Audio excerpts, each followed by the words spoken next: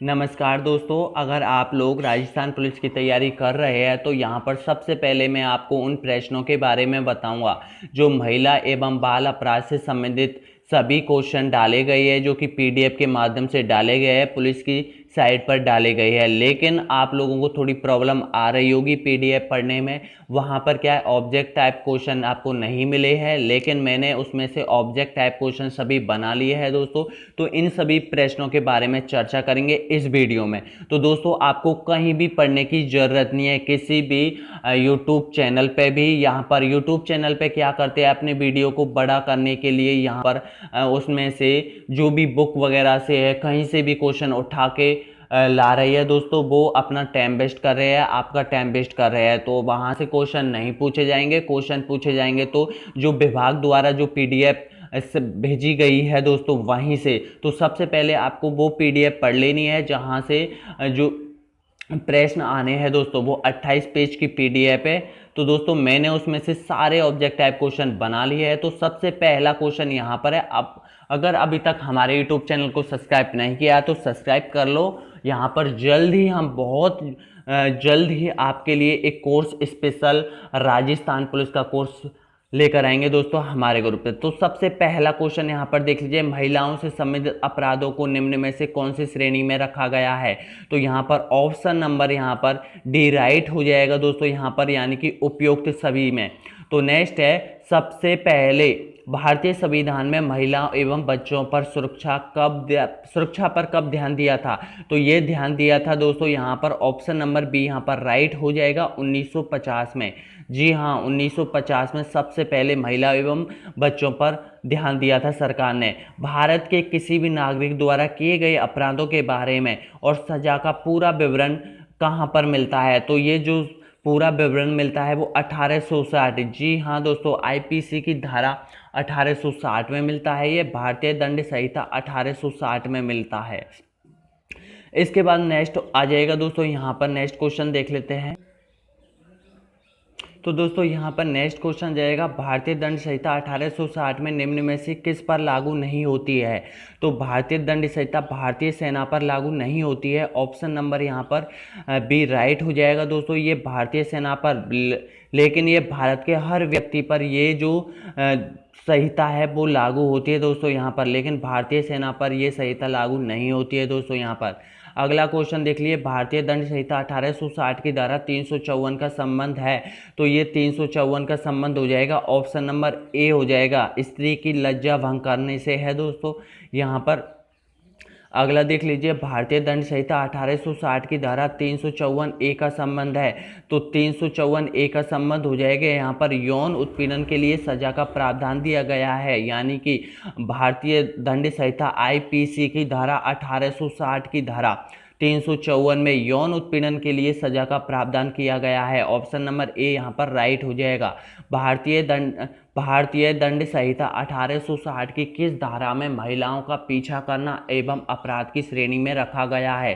तो दोस्तों, यहाँ पर राइट हो जाएगा, ऑप्शन नंबर यहाँ पर डी यहाँ पर राइट हो जाएगा, यानी कि ऑप्शन नंबर यहाँ पर ए राइट हो जाएगा, यानी कि यहाँ पर 354, जी हाँ दोस्तों, धारा 354 डी से याद रख लेना आप, दौड़, जी हाँ, डी से हो जाएगा दौड़ लगाना। तो यहाँ पर 354 का संबंध हो जाएगा दौड़ लगाना, यानी कि महिलाओं के पीछे दौड़ लगाना। तो इसलिए इस तरह की ट्रिक्स बना बना के एक एक क्वेश्चन को याद जरूर कर लीजिए। ये थोड़े टफ क्वेश्चन है जो कि याद नहीं होते हैं, लेकिन आपको कैसे भी करके इनको याद जरूर रखना है, क्योंकि इनमें से 10 प्रश्न पूछे जाएंगे।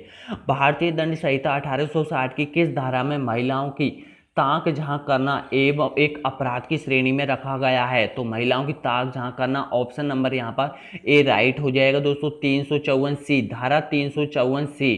तो महिलाओं की ताक झांक करना, अगर कोई अपराधी महिलाओं की ताक झांक करता है, कोई व्यक्ति ताक झांक करता है तो उसको यहाँ पर 354 सी के तहत सजा का प्रावधान दिया जाएगा दोस्तों यहाँ पर। अगला दीजिए, कोई व्यक्ति किसी महिला पर बलपूर्वक हमला करता है या उसे नग्न करना या फिर नग्न होने के लिए विवश करता है, तो इस अपराध का विवरण आईपीसी की किस धारा में सम्मिलित है। तो आईपीसी की यहाँ पर ऑप्शन नंबर यहाँ पर राइट हो जाएगा, ए राइट हो जाएगा, 354 बी। 354 बी धारा में इसका विवरण मिलता है। अपराध से संबंधित सजा का प्रावधान भी मिलता है दोस्तों यहाँ पर। अगला क्वेश्चन देख लीजिए, भारतीय दंड संहिता संशोधन अधिनियम किस वर्ष किया गया और विशेषकर महिलाओं पर होने वाले अपराधों के लिए?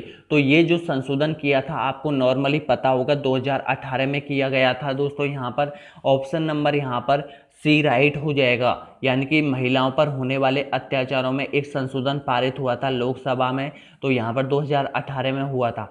नेक्स्ट क्वेश्चन देख लीजिए, भारतीय दंड संहिता संशोधन अधिनियम 2018 में बलात्कार के मामले में पीड़िता की मौत हो जाना या स्थायी रूप से मृत प्राय हो जाने की स्थिति में अपराध को सजा का प्रावधान होगा। तो सजा का प्रावधान यहाँ पर डायरेक्ट मौत की सजा होगी दोस्तों। आपने देखा होगा दिल्ली में जो कांड हुआ था निर्भया कांड, उसमें सभी चारों दोषियों को मौत की सजा का प्रावधान हुआ था, यानी कि सभी चारों दोषियों को मौत की सजा हुई थी दोस्तों। यहाँ पर कैसी स्थिति में? जिस स्थिति में यहाँ पीड़िता की मौत हो जाती है तो वहाँ पर जो मुजरिम है, अपराधी है, उनको डायरेक्ट मौत की सजा दी जाएगी। कानून में ये तय किया गया था 2018 के अधिनियम संशोधन में। तो दोस्तों यहाँ पर देख लीजिए, हमारे ग्रुप में सारे क्वेश्चन लेकर आएंगे हम राजस्थान पुलिस से संबंधित, रीट से संबंधित। अगला क्वेश्चन देख लीजिए, सामूहिक बलात्कार की स्थिति में दोषियों के लिए धारा 376 डी के तहत न्यूनतम सजा का प्रावधान किया गया है।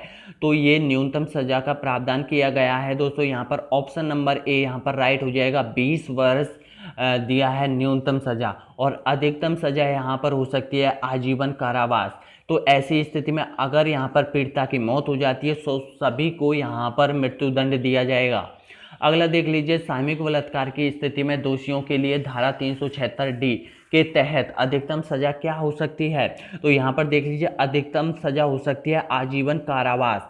लेकिन मैंने पहले भी बताया है आपको बार बार कि यहाँ पर देखिए आजीवन कारावास हो सकता है, लेकिन यहाँ पर विशेष नोट मैंने दे दिया है कि अगर ऐसी स्थिति में मृत्युदंड नहीं दिया जाएगा, क्योंकि अगर पीड़िता की मौत हो जाती है तो उनको मृत्युदंड दे दिया जाएगा दोस्तों। यहाँ पर ये महत्वपूर्ण क्वेश्चन है समझने के लिए। तो इसी प्रकार के प्रश्न यही डाले जाएंगे दोस्तों। मैंने जो पीडीएफ से सारे जो ऑब्जेक्ट टाइप क्वेश्चन बनने चाहिए थे वो सारे मैंने डाल दिए हैं दोस्तों यहाँ पर।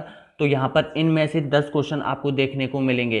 तो नेक्स्ट क्वेश्चन देख लीजिए, यहाँ पर आजीवन कारावास हो जाएगा दोस्तों। यहाँ पर right option number A right हो जाएगा। कानून में सहमति से यौन संबंध बनाने की उम्र क्या रखी गई है?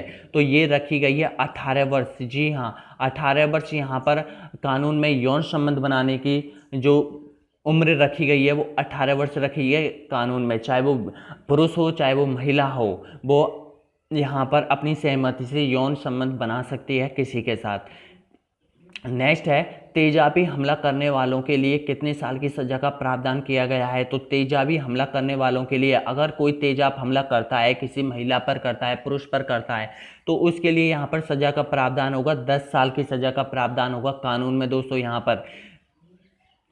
नेक्स्ट देख लीजिए, अगर कोई संस्था तेजाब पीड़िता को निःशुल्क उपचार सहायता प्रदान नहीं करता है या फिर विफल रहता है तो उसे कम से कम कितने साल की सजा का प्रावधान होगा?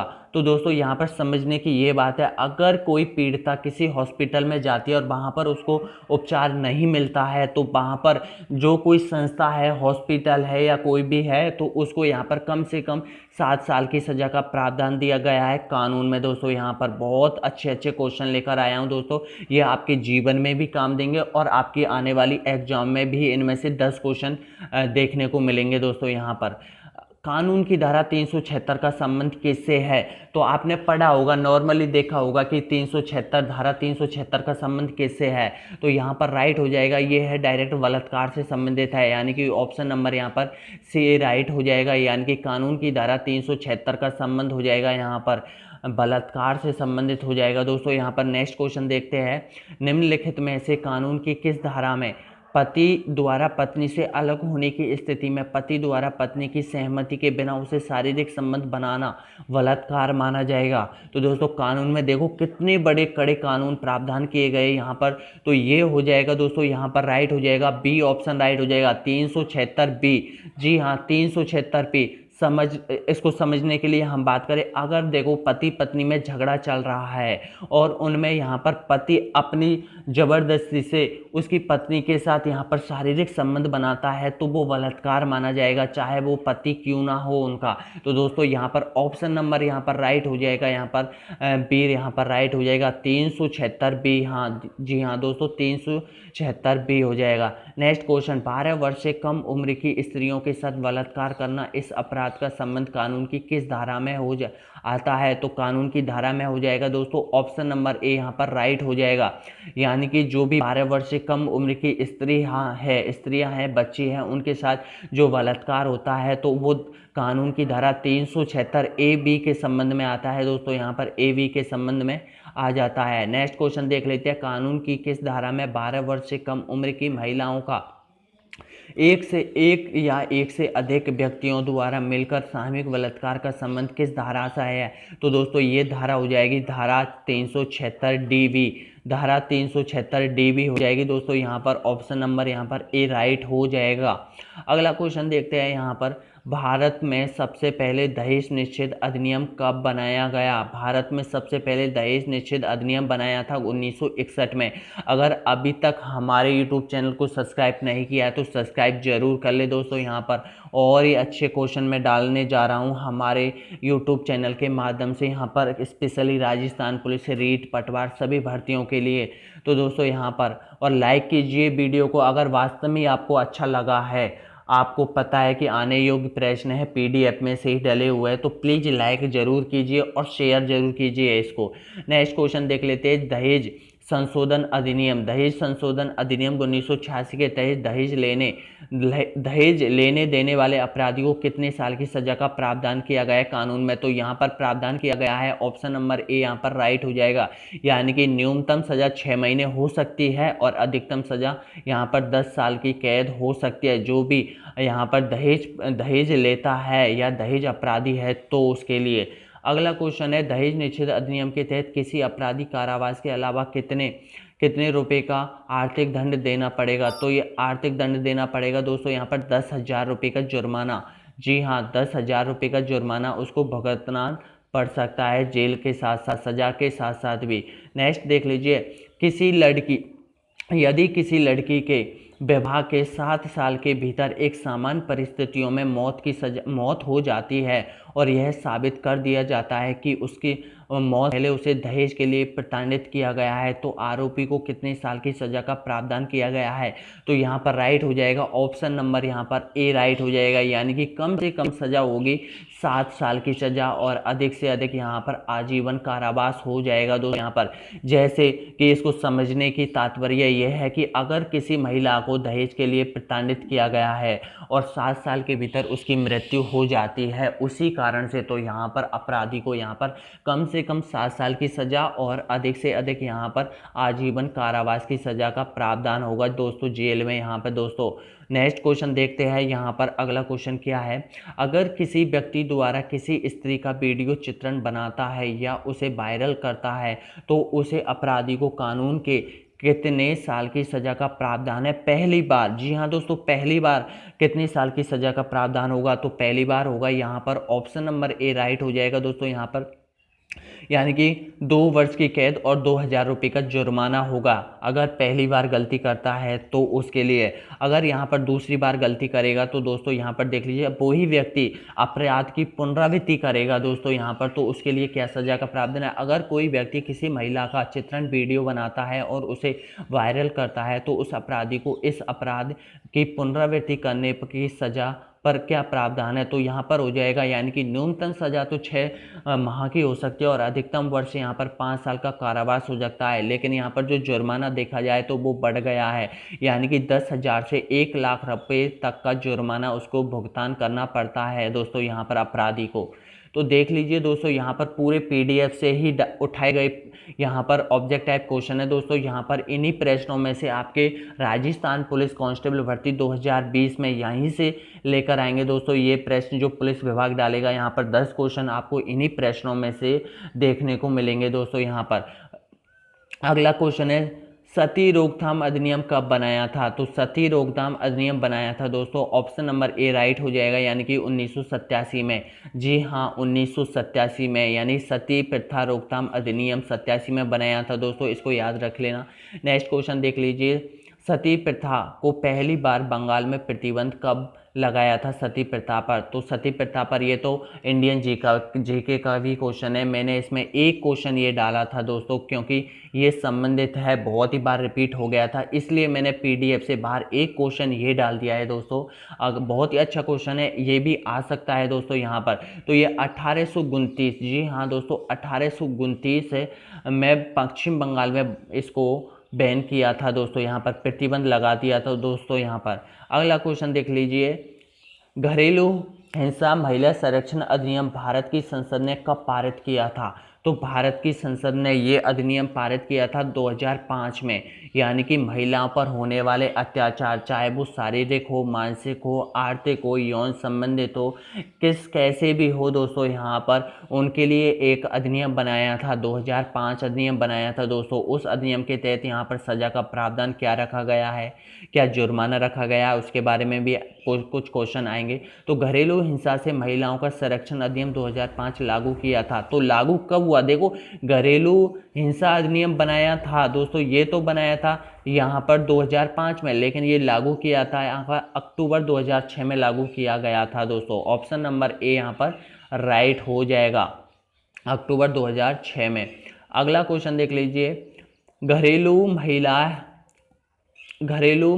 हिंसा महिला में कौन कौन से जघन्य अपराध सम्मिलित है? तो इसमें हो जाएगा शारीरिक हो जाएगा और दुर्व्यवहार हो जाएगा, आर्थिक शोषण हो जाएगा, यानी कि उपयुक्त सभी में महिलाओं पर होने वाले अत्याचार सम्मिलित हो जाएंगे दोस्तों यहाँ पर। अगर आप लोगों ने वीडियो अच्छा लग रहा है तो प्लीज़ लाइक कीजिए और जितना हो सके अपने दोस्तों के साथ शेयर कीजिए। जो एक्चुअल में राजस्थान पुलिस की तैयारी कर रहे हैं उन्हीं दोस्तों को शेयर करें दोस्तों, ताकि उनको भी इन सीरीज के ये 55 क्वेश्चन है वो मिल सके, और यहाँ पर 10 क्वेश्चन यहाँ पर उनको देखने को मिले दोस्तों। हम भी आशा करते हैं कि इनमें से 10 क्वेश्चन 100% मिलने चाहिए दोस्तों। यहाँ पर देखिए, घरेलू हिंसा महिला संरक्षण अधिनियम 2005 के तहत पीड़िता महिला को सरकार की तरफ से क्या सुविधा मुहैया कराई जाती है? तो दोस्तों ये देख लीजिए कौन कौन सी जो सुविधाएं हैं वो मुहैया कराई जाती है। महिला संरक्षण अधिकारी से संपर्क कर सकती है, बिल्कुल कर सकती है। निःशुल्क कानून सहायता की मांग कर सकती है, बिल्कुल कर सकती है। महिला पीड़िता अधिकारी सेवा प्रदान की सहायता ले सकती है, बिल्कुल ले सकती है, यानी कि उपयुक्त सभी, जी हाँ उपयुक्त सभी यहाँ पर राइट हो जाएगा।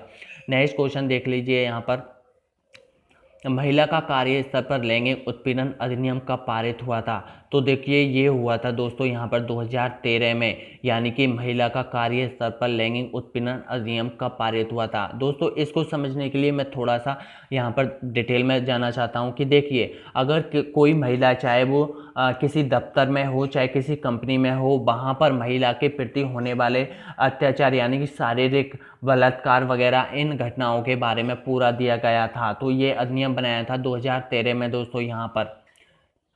नेक्स्ट देख लीजिए, पूर्व गर्भाधान और प्रसव पूर्व निर्धारण तकनीकी को PCPNDP के अधिनियम कब बनाया था? तो ये अधिनियम बनाया था 1994, यानी कि पूर्व प्रसव जो कि लिंग, यानी कि यहाँ पर क्या होता है, लिंग परीक्षण करवाना। जी हाँ दोस्तों, जैसे आपको पता होगा कि कुछ व्यक्ति ऐसे होते हैं समाज में, कुछ व्यक्ति ऐसे होते हैं क्योंकि अपने बच्चे को उन्हें वो गर्भाधान में ही मरवा देते हैं दोस्तों, यहाँ पर डॉक्टर के जरिए, नर्स के जरिए या किसी के जरिए। तो ये उसी के बारे में बताया गया है। ये अधिनियम पारित किया था 1994 में। तो यहाँ पर इनमें सजा का प्रावधान दिया गया है दोस्तों इस अधिनियम के तहत पूरा डिटेल में। तो यहाँ पर देख लीजिए, भारतीय दंड संहिता में अगर कोई व्यक्ति प्रसव पूर्व लिंग की जांच करवाता है तो उसे कानून में कितने साल की सजा का प्रावधान होगा? तो दोस्तों यहाँ पर हो जाएगा, यहाँ पर 3 साल से 5 साल तक की सजा, और यहाँ 10,000 से 50,000 रुपये तक का जुर्माना होगा उस व्यक्ति पर जो ऐसा करता है दोस्तों। लेकिन यहाँ पर जो लिंग जांच वगैरह है वो अलग परिस्थितियों में करवा सकता है, जैसे कोई अगर बीमारी है, कोई भी और बड़ी प्रॉब्लम है, तो इस स्थिति में वो करवा सकता है। बल्कि यहाँ पर जांच के दौरान ये ऐसी स्थिति नहीं कर सकता है। पूर्व नेक्स्ट है पूर्व गर्भाधान और प्रसव पूर्व निर्धारण तकनीकी का नाम बदलकर लिंग चयन प्रतिषेध अधिनियम 1994 कब रखा गया था? तो ये रखा गया था 2003 में रखा गया था। ऑप्शन नंबर यहाँ पर राइट हो जाएगा ए ऑप्शन। इसका नाम चेंज किया दिया था, इसका नाम चेंज किया था 2003 में दोस्तों, और इसका नाम ये रख दिया गया था दोस्तों यहाँ पर, यानी कि लिंग चयन प्रतिषेध अधिनियम 1994 का नाम बदलकर 2003 में किया था। अनैतिक व्यापार रोकथाम अधिनियम 1956 का संबंध है, तो अनैतिक व्यापार का रोकथाम का संबंध है वेश्यावृत्ति से। ऑप्शन नंबर डी यहाँ पर राइट हो जाएगा। अगर कोई व्यक्ति किसी बच्चे या नाबालिग द्वारा की गई वेश्यावृत्ति की कमाई पर रहता है तो उसे कानून में क्या सजा का प्रावधान होगा? तो कानून में वहाँ पर सजा का प्रावधान होगा दोस्तों, यहाँ पर 7 साल की सजा और अधिकतम यहाँ पर 10 साल की सजा का प्रावधान होगा। अगर कोई व्यक्ति वेश्यावृत्ति के लिए किसी लड़की को विदेश से आयात करता है और वेश्यावृत्ति करने के लिए उसे मजबूर करता है तो उस अपराधी को अपराधी माना जाएगा और उसे कितने साल की सज़ा का प्रावधान होगी? तो यहाँ पर 10 साल की सज़ा का प्रावधान होगा दोस्तों कानून में यहाँ पर। अगला देख लीजिए, मानव तस्करी रोकथाम सुरक्षा पुनर्वास बिल लोकसभा में कब पारित हुआ था? तो ये लोकसभा में हुआ था 2018 में। ऑप्शन नंबर ए राइट हो जाएगा, 2018 में ये मानव तस्करी। नेक्स्ट है बालक एवं किशोर श्रम प्रतिषेध एवं विनिमय अधिनियम कब बनाया गया था? तो ये बनाया गया था दोस्तों 1986 में।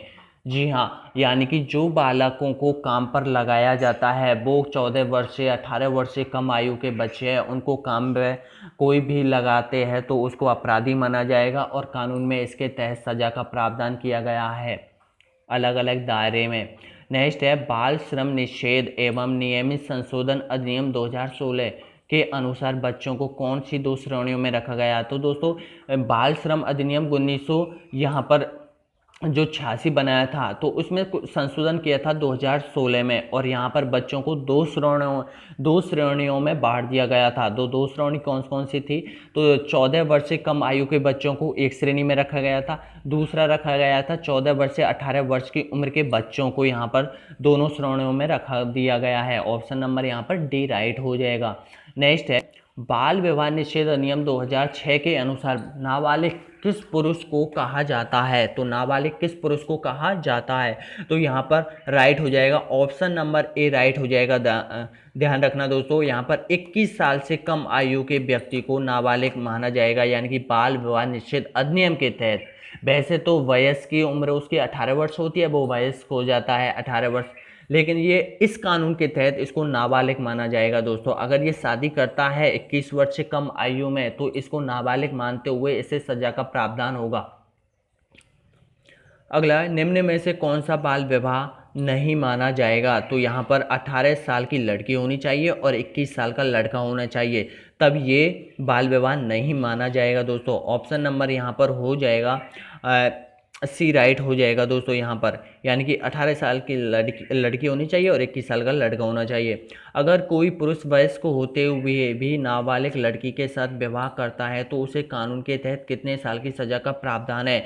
तो कानून में उसको 2 साल का कठोर कारावास और यहाँ पर 10,000 रुपये तक का जुर्माने का प्रावधान किया गया है। नेक्स्ट क्वेश्चन है यौन शोषण से बच्चों की सुरक्षा का अधिनियम पोक्सो एक्ट कब बनाया गया? तो ये बनाया गया था 2012 में दोस्तों। पीडीएफ में से इस कॉन्सेप्ट को तो पूरा अच्छे से पढ़ना, पोक्सो एक्ट के बारे में पूरी डिटेल में दी गई है, वहाँ से ज़रूर देखना दोस्तों यहाँ पर। लेकिन मैंने कुछ क्वेश्चन इसमें अच्छे को जो क्वेश्चन जो 100% आने चाहिए थे, 100 क्वेश्चन ऑब्जेक्ट टाइप क्वेश्चन बनने चाहिए, वो मैंने इसमें डाल दिए हैं। नेक्स्ट है निम्न में से बालकों पर होने वाले अपराध कौन कौन से हो सकते हैं? तो बालकों पर होने वाले अपराध देखो कौन कौन से हो सकते हैं। बाल श्रम हो सकता है, बाल व्यापार हो सकता है, अपहरण यौन बलात्कार हो सकता है, शारीरिक मानसिक हिंसा हो सकती है। तो यानी कि उपयुक्त सभी हो जाएगा दोस्तों यहाँ पर, यानी कि ऑप्शन नंबर डी राइट हो जाएगा। अगला है पॉक्सको एक्ट में 2018 में परिवर्तन करके 12 साल से कम की बच्ची से रेप के दोषियों को कितने साल की सज़ा का प्रावधान हुआ। तो दोस्तों यहाँ पर डायरेक्ट मृत्युदंड होगा दोस्तों यहाँ पर, क्योंकि सबसे पहले ये मृत्युदंड दिया जाएगा, चाहे वो यहाँ पर 12 वर्ष तक की बच्ची से रेप करता है तो यहाँ पर मृत्युदंड का प्रावधान किया जाएगा। ये 2018 में किया गया था, इस अधिनियम पॉक्सको एक्ट में बदलाव करके ये किया था। कोई व्यक्ति जो अपने वाणिज्य प्रयोजन के लिए बालक को सम्मिलित करते हुए किसी अश्लील सामग्री या किसी भी रूप से भद्राण करेगा या उसे कानून की सज़ा का प्रावधान होगा, तो कानून की सज़ा का प्रावधान होगा 3 साल की सज़ा की कैद हो जाएगी। बालिकाओं के साथ संपर्क के लिए निम्नलिखित में से किन पुलिसकर्मियों की ड्यूटी लगाना अनिवार्य होगा। तो ये पुलिसकर्मी यानी कि महिला पुलिसकर्मियों की ड्यूटी अति अनिवार्य है दोस्तों यहाँ पर। नेक्स्ट है, बच्चों से संपर्क में आने वाले कल्याण पुलिस अधिकारी जहां तक संभव हो सादा कपड़े में रहेगा या नहीं। तो प्लीज़ ये रहेगा, यानी कि बच्चों के सामने वो सादा कपड़ों में ही यहाँ पर आएगा दोस्तों, बच्चों के सामने।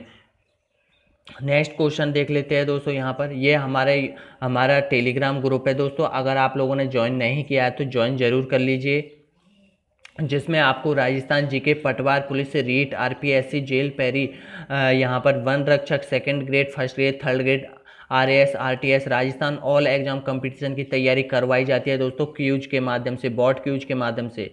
नेक्स्ट क्वेश्चन है, किसी भी महिला आरोपी को बिना किसी महिला कांस्टेबल के शाम 6 बजे से और शाम 6 बजे के बाद यहाँ पर गिरफ्तार किया जा सकता है या नहीं किया जा सकता है। तो यहाँ पर गिरफ्तार यहाँ पर नहीं किया जा सकता महिला कांस्टेबल को। और ध्यान रखना, महिला जो अपराधी है बिना महिला कांस्टेबल को उसको गिरफ्तार भी नहीं किया जा सकता है पुलिस कांस्टेबल के द्वारा दोस्तों। यहाँ पर पेज को अच्छे से और पढ़ लीजिए।